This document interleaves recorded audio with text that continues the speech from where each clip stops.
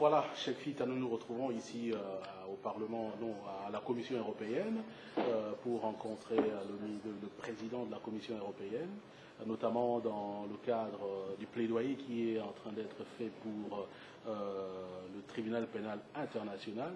Finalement, quelles sont tes attentes par rapport à cette action? D'abord, il faut savoir que ce lieu, c'est le deuxième, parmi les 3 lieux les plus puissants du monde. Donc, les grandes décisions sortent d'ici. Et deuxièmement, ce qui se vit à l'est de la RD Congo depuis plus d'une décennie est horrible et inqualifiable. Et donc, l'initiative des Amis de Paris, Maître Reti et toutes les marraines pour qu'il y ait un tribunal pénal pour la RD Congo, c'est la moindre des choses. Parce qu'ici, en Europe où nous vivons, quand un enfant disparaît, on mobilise des hélicoptères, on mobilise des médias, toute affaire cessant, cet enfant doit être retrouvé.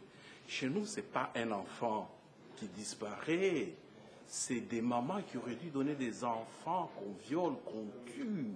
Et je suis sûr, au moment où toi et moi nous parlons, il y en a qui se font violer, qui se font tuer. Et nous, les Congolais, on n'a pas d'avocat pour ça. Personne ne dira qu'il n'est pas au courant. Et donc, personnellement, je félicite beaucoup cette initiative, que ça arrive déjà en si haut lieu. Et donc, il est hyper important qu'il y ait enfin une réaction mondiale par rapport à cette initiative. Mais avant le parole, disons, dans la Commission européenne, il y a eu la rencontre aussi des marraines, Maître Reti, chez la sénatrice Arena. Finalement, que peut-être, à ton avis, l'implication de la Belgique dans cette affaire, surtout quand on sait que jusque-là, en tout cas, elle prêche par sa léthargie?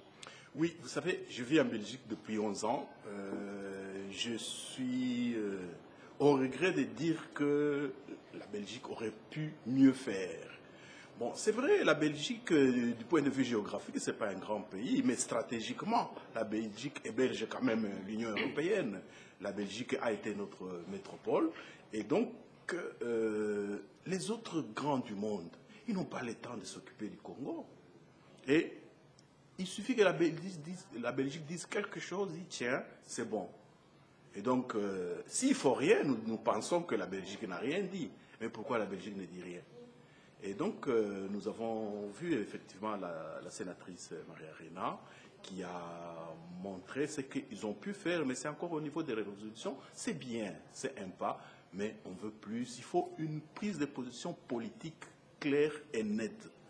Parce que quand on voit le fleuve de sang à RD Congo, c'est inimaginable. Et des gens, jusqu'aujourd'hui, ils font comme s'ils ne savent pas. Ils font comme si ça n'existait pas. Il me semble, pour moi, que quelque part, c'est de la complicité. Parce que, qui ne dit mot consent.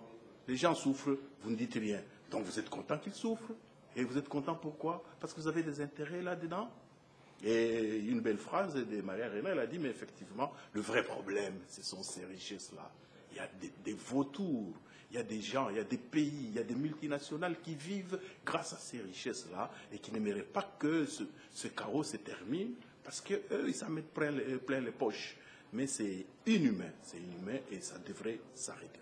Et pendant qu'on est en train de parler ici en République démocratique du Congo, il y a une loi d'amnistie qui a été votée, alors qu'on sait que ces gens-là sont responsables de plusieurs exactions et des crimes qu'on est en train de dénoncer. Est-ce que vous ne pensez pas à quelque chose, quelque part, c'est peut-être toutes les actions qu'on mène ici, c'est un coup d'épée dans l'eau?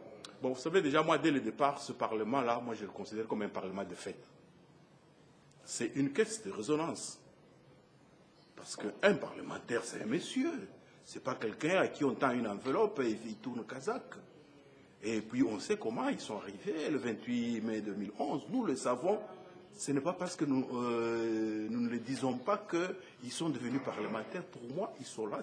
C'est une institution de fait. Et donc, je n'attends pas beaucoup de ces gens-là. Et c'est même déprimant. D'ailleurs, ils prouvent effectivement qu'ils ne sont pas à la hauteur quand ils amnistient les criminels. Voilà. Et d'ailleurs, un vrai parlement devrait contrôler l'exécutif. Est-ce qu'ils contrôlent l'exécutif? Est-ce qu'ils interpellent l'exécutif? En Belgique où je vis, presque tous les jours, il y a une question orale, il y a une interpellation des ministres, des premiers ministres, tous les jours durant toute la législature. Et le ministre, quand il travaille dans son cabinet, il sait qu'il va être interpellé d'un moment à l'autre pour un problème national. Est-ce que ça se fait chez nous? Non. Et donc, vous comprenez que c'est des gens qui sont sur une mauvaise page de l'histoire de notre pays. Merci, Cheikh. Okay.